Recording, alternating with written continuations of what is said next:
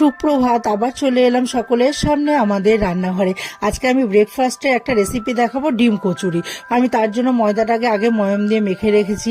নিয়ে এবার ময়দা দিয়ে ওটাকে একটা রুটি বেলে নেবো। আগে নিয়ে একটা বাটির উপরে একটা রুটি দেব, তার মাঝখানে আমি একটা ডিম ফাটিয়ে দেব।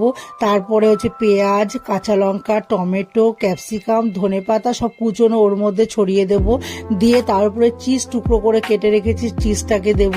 দিয়ে একটু পরিমাণ মতো একটু নুন আর একটু গোলমরিচের গুঁড়ো দেবো। দিয়ে তার উপর থেকে আরেকটা রুটি দিয়ে চাপা দিয়ে এবার বাটির সাইড দিয়ে আস্তে আস্তে সব ওই এক্সট্রা যে রুটিগুলো থাকছে সেগুলোকে কেটে কেটে বাদ দিয়ে এবার ওই কচুরিটাকে তেলের ছাকা তেলে দিয়ে দেবো। দিয়ে গ্যাসটা একটু কমিয়ে নিয়ে ভাজবো, তাহলে ভেতরের ডিমটা ভালোভাবে সেদ্ধ হয়ে যাবে। নিয়ে তারপরে ছাকা তেলে একটা একটা করে ভেজে তুলে নেব, নিয়ে সাজিয়ে পরিবেশন করব। তাহলেই তৈরি হয়ে যাবে আমার ব্রেকফাস্টের ডিম কচুরি।